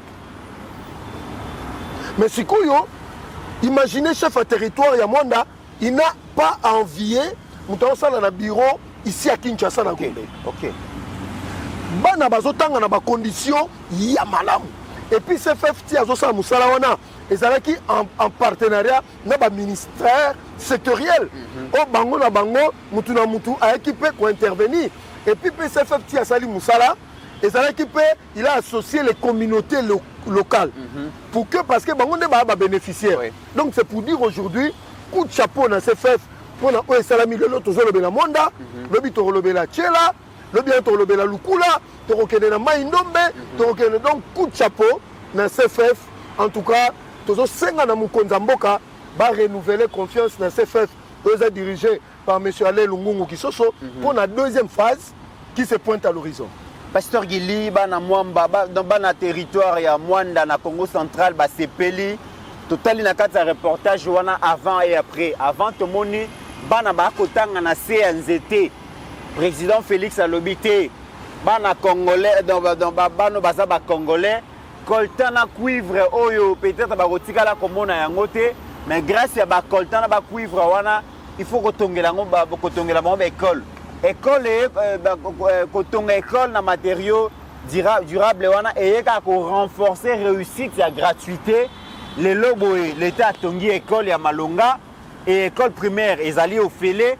Tala bana oyo bayebi kokoma bayebi kotanga lobi bana wana bakozala ba incivique bakozala ba citoyen responsable, analphabétisation ekokima et bakulu na bakosila tala vision ya tata mokonzi et donc CFF et sali musala nango otali qualité ya construction et infrastructure wana o subisa qui peut contrôle na part ya ba entité à contrôle batali babité ba certifier que musala oyo et salami selon ba norme avant ya kozongisela yango l'état apesa ba bénéficiaire. Le comité a d'abord merci à président de la République. Félix Antoine Tshisekedi Tshilombo est un visionnaire, un aigle. Oyo aota la Congo ya likolo aota la Congo nase. OK. A Taliba Fay et ayebi bandani oyo na kope sa vision nanga et bango ba élargir yango ba komisango tinesika oyo. Exact. Beaucoup d'appelés de comités. Oh, bah projet inachevé. Beaucoup d'appelés. Bah projet si la raté. Beaucoup d'appelés, mais peu de lui. OK. Toyaki boni, tojuba marché boni et concrétisation, finalisation. Et zawati yabasusu.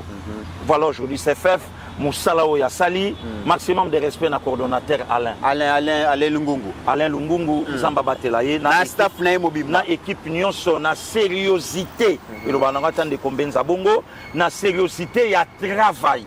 Na bolingo na bango na Congo et na respect na bango et surtout na matérialiser vision ya président de la République. Ndeko Mitterrand tu sais quoi? Oyebi Tshisekedi ya olinga amemela biso tango yoka ba banlieue parisienne ya la rani. Nde yango ki Tshisekedi ya olinga amemela biso vision ya banlieue ya Congo mais okuta hôpital à Malamu, okuta école à Malonga. Mais l'image pasteur Guili na kati ya Zamba. Et puis CFF a réalisé travaux oyo na ba conditions très difficiles. Donc bazo emprunté pirogue. Pour la recommande école, hôpital. C'est pas facile, c'est pas facile pour eux. Yango tozoloba vision ya président de la République.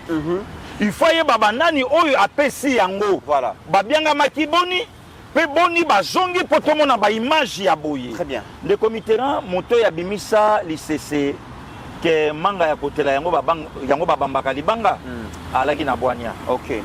Il y a deux fois na vite on ba ofinga mutu to ba otonga mutu. Avant on ba tunsu ba lo ba fo botala saini ota sai musaki to ko batini après do yango na ba ofinga ye. Oui. Bongo ba tonyo so ba kenda ina bango ba suki ndeni. Non, raison ba ofinga lele yango. Très bien. Donc c'est une façon pour le ba yo lingo laksani. OK. Yondo lingi Congo ko le kabiso. SFF Yondo lingi mokonza mboka kumisa yo boniko yo lingi ka bagba ba président réussir na PDL 145 territoires. Allez bon financer rapport ya lokuta pour décrédibiliser Tinda Batu comme ça ba beta nde yango wana ndi comité merci na CFF. Très bien. Mesdames et messieurs, tokomi na suka ya émission mais avant tokoma na suka ya émission Joseph Mbeza Perenco entreprise pétrolière franco-britannique ezalaka na Mwanda entreprise wana na lingina yebaka par jour ba pompara combien de barils par jour parce que nana yoki likambukuna na yoki on dirait masolo moko ezakuna. En fait tozo pesa ba congolais na ba congolaises avant goût parce que to ça lango dossier ya mobimba toko vanda toko solo la ba congolais ba comprendre que mboko hein mbongo eza obi que selon ba estimation na yoki Perenco officiellement pour para 22 000 barils mais officieusement ça va entre 60 et 80 000 barils par jour. Non Joseph Mbeza ne dit pas ça. Nabaneli Perenco wana Pastor Gili. Oui papa. Babetelanga lisolo ya vient na Jean-Claude Vemba. Tanga tombolaka mungongo, il se pourrait et il semblerait que Bata Perenco babengaye jet privé et au Zoyawa et Mémien à Paris, il semblerait, il se pourrait qu'il y ait en face na directeur na CEO, c'est-à-dire numéro 1 à Perenco, via le basou likambo ya mwanda te. Aswa combien wana po kanga mono? Babi via kangane mono. Via kangane mono. Ah, là nga Jean-Claude Novemba. Jean-Claude Novemba mupatas. Oh, wana via ngai. Mutakenda kufunda Congo musika. Wana via nanga. Na Congo musika. Mutakenda kufunda Congo na Maroc. Pas Maréchal Mobutu. Pas Maréchal. Wana via nanga. Donc yango tina zo bisa batu ke ba quand même patriote. Via nanga oya Mutafrank Diongo. Mutafrank Diongo.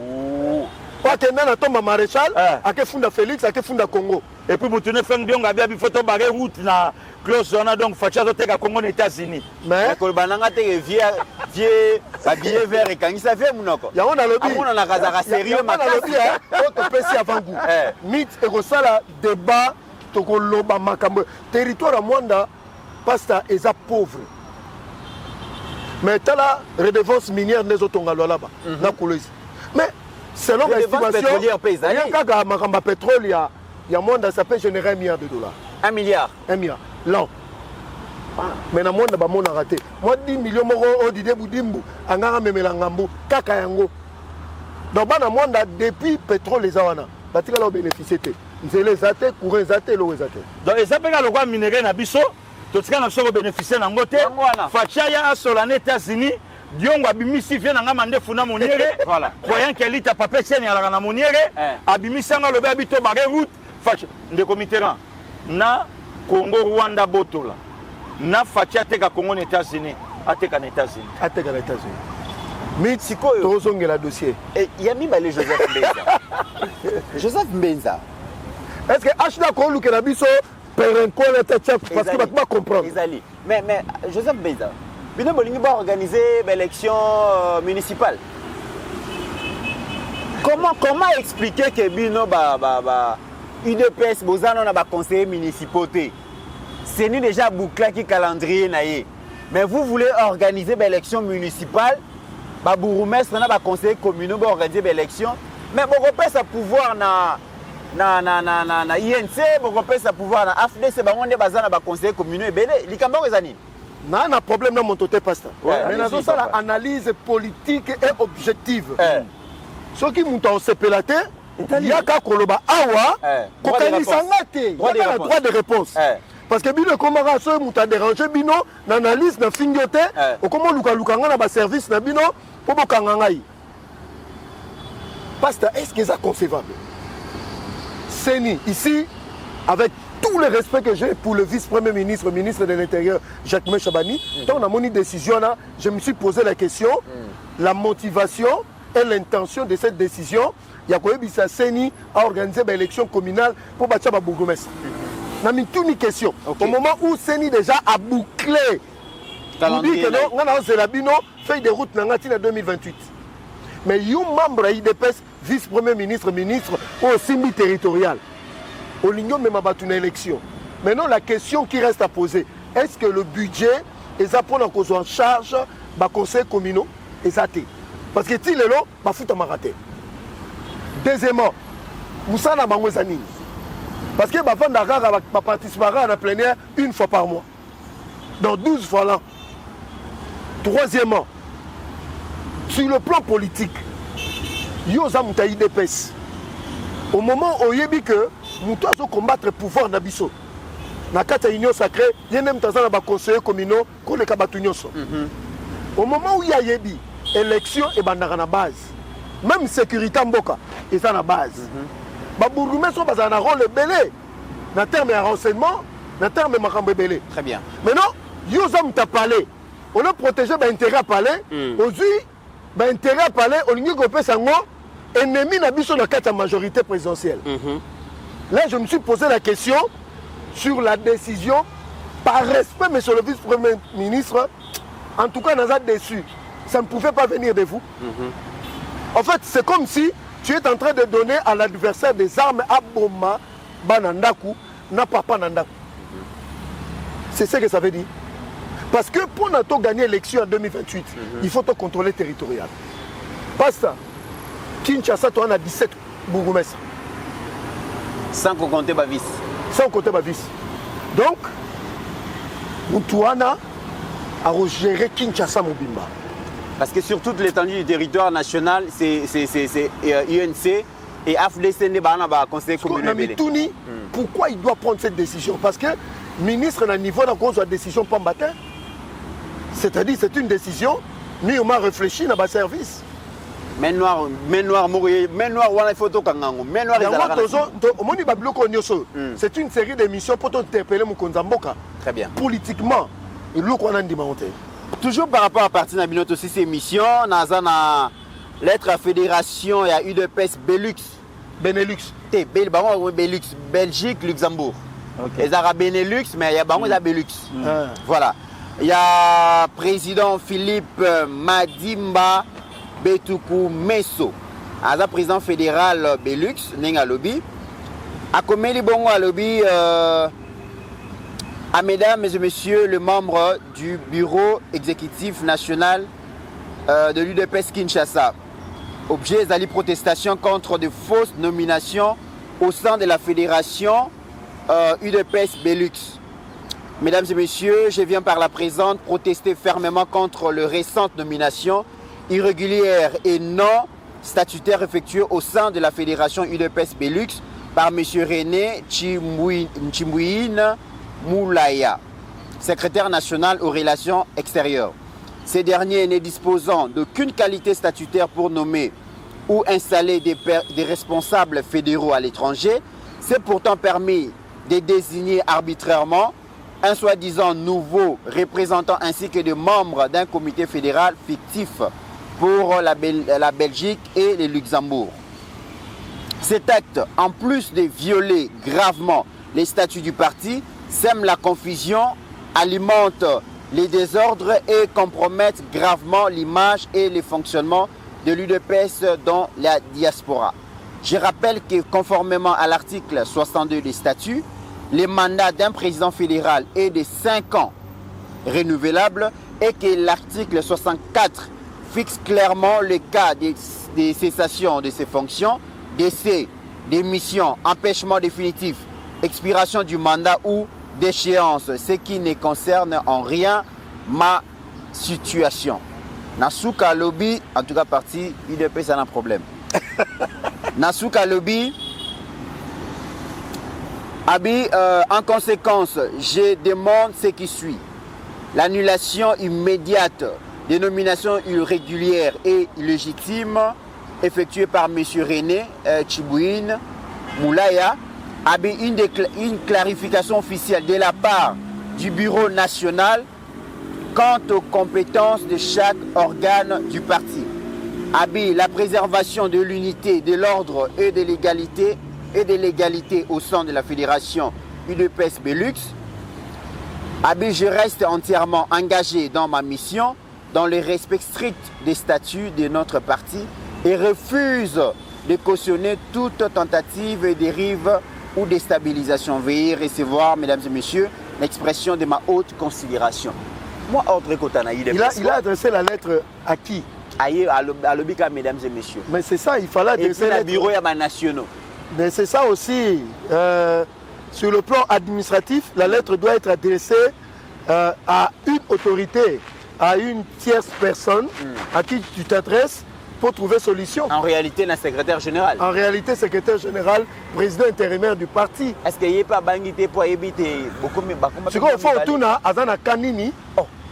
Mais les ordres de ngwana. Il y a une vérité. Dans une émission de balandara. Si quand on a développé, il y a un maï de pèse. Ah, sur le big, il ne faut pas. Au Memingam. Il faut tourner à Zana Kanini. Et puis, il faut tant la décision. On a dit que la décision.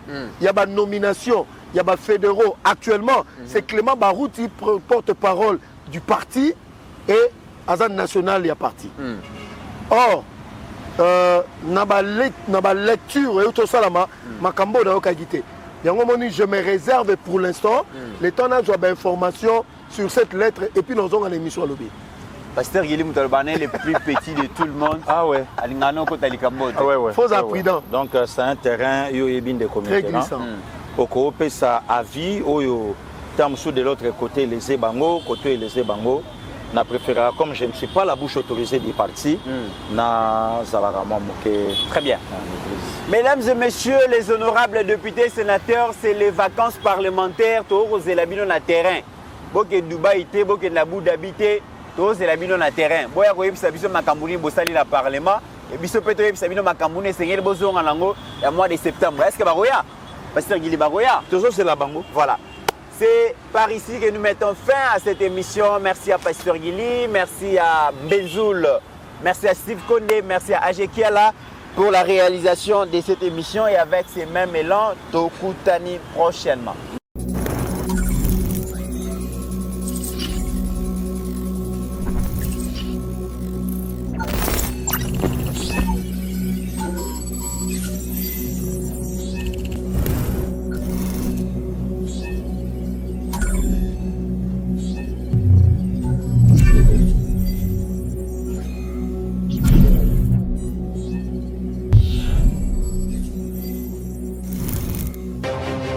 J'ai pris l'exemple de trois opposants. J'ai commencé par Martin Fayoulou. Je dis, mais il n'a jamais reconnu les résultats des dernières élections. Comment est-ce qu'il acceptera ma main tendue? Moïse Katumbi était prêt à faire la même chose. Il avait même fait la même chose, mais grâce évidemment à la pression des siens, il a accepté qu'il rentre dans les institutions, mais lui reste borderline. Joseph Kabila, n'en parlons pas. Lui, il a carrément boycotté les élections et prépare une insurrection parce que l'AFC, c'est lui. Je sais qui est derrière. C'est pas ma tête qu'il cherche, il cherche la tête du chef de l'État. Et qu'il sache que je ne vais pas reculer d'un seul pas. Pour la 2025, Yokangai Malamu. Bijou la Congolaise. Aeli binoba formula sika. Mama kobenda lisusu mokila te. Basi lokola yo bakumbi zemi. Basimbi bana pe batatoli. Na eko témoigner na ba produit à Maman Bijou. La manière aussi d'abord c'est la fin de l'année 2023. Et je suis tombée enceinte. En tout cas, j'ai respecté comme elle me l'avait dit. Ça n'a même pas fait un mois. Je n'ai même pas fini le carton d'été des produits qu'on avait achetés. Tellement que j'en avais marre, je désespérais. Regardez les résultats vous-même. Tozana bakisi ya kobota, ya kotraite po, ato koma ki posolokola mongusu, yaka. Olingo koma la ba forme, yaka. Olingi okondi sanzoto ya bomwasi, kokoli sanzoto ya ba papa, pe kokoma sima inene, yaka na lombango. Tozana bakisi ya diabète, kisi ya makila, nyoso yoko ekoluka. Tozoteka en gros et en détail. Bongo soki olingi somba pepo banda ya yo business, yaka. Benga kaka Mama Bijou na ba numéro oyo. Plus 1 207 51 80 632. Toli Soussou na plus 243 84 40 99 215. Koutaï na TikTok. Sketch BLMK.